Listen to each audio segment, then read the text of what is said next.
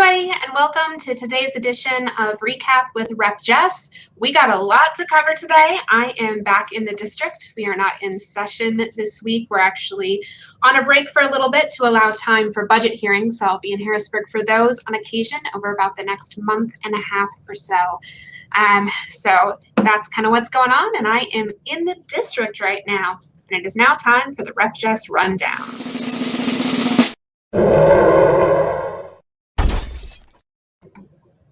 Coming in at the #1 spot, Governor Wolf has finally established a bipartisan vaccine task force from the state legislature.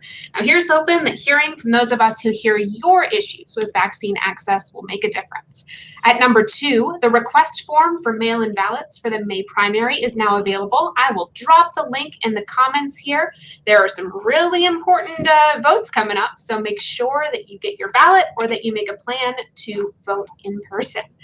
Pittsburgh Public Schools has tabled the idea of reconfiguring and closing school buildings, so that's a happening that takes the #3 spot. Definitely make sure to keep an eye on what they're up to. At #4, I gotta tell you, I am highly amused by this video of a lawyer who swears he isn't a cat.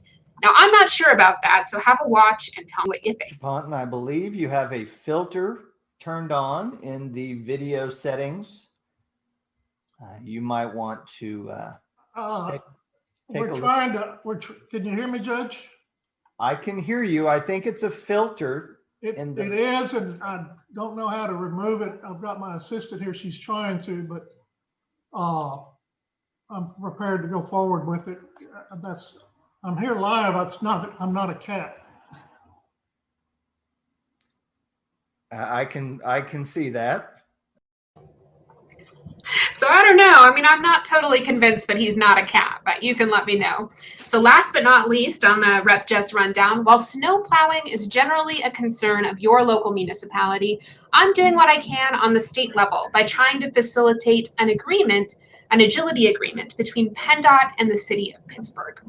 Now let's move on and get a little bit of an update about vaccines.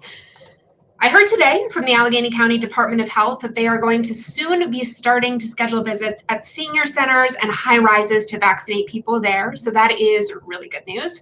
And if you're over the age of 65 and live in the following zip codes, 15203, 15210, or 15207, you can call the Brashear Association and they're going to be able to make appointments for you. A little bit of bad and frustrating news. The Pennsylvania Department of Health has failed to prioritize distribution of the second dose of the vaccine to certain providers. I've sadly confirmed with several of our local pharmacies this week that they have failed to get them enough vaccine to provide second doses to those who have already received the first dose and are due for their second. Now, we were promised by the Pennsylvania Department of Health that they would ensure that vaccine providers had enough vaccine to provide those second doses. And those second doses are somewhat time sensitive. The failure of our health systems to make certain that our local pharmacies are able to administer those second doses when necessary, that's absolutely unacceptable. Our local pharmacies have been doing an incredible job of administering vaccines to people who are especially vulnerable to COVID-19. I got to tell you, I'm so grateful to those who are working hard to make sure that we get those shots in arms. And I'm calling on the Pennsylvania Department of Health, as well as our federal government, to do a better job of prioritizing those time-critical second doses. So that's a bit of frustrating news. We've also got an upcoming meet and greet focused on environmental policy. So if you care about clean air, clean water, and our beautiful nature here in Pennsylvania, be sure to RSVP to attend and share your thoughts with me. I'm going to drop the link in the comments here. Let me get that dropped in the comments for you. There we go.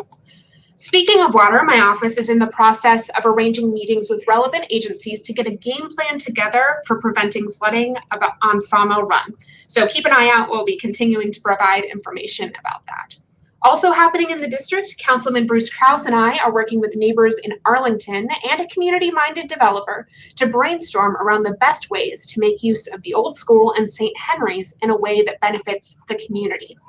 Fresh Fridays is also happening this Friday, so be sure to stop by there if you want some grab and go. My goodness, that was hard to say. Pre-boxed fresh produce and dairy. That's about it, but as always, please feel free to reach out to my office on anything that we can help you with. You can see our phone number right down there or the email. Literally anything, please reach out. We will do our absolute best to help you. I'm going to keep fighting on this issue of vaccines. I'm going to keep fighting for solutions to our broken unemployment system. And no, you can always get a hold of me. I'm not hard to find, and I am absolutely here for you. All right, everybody, that's it for the recap. You all take care.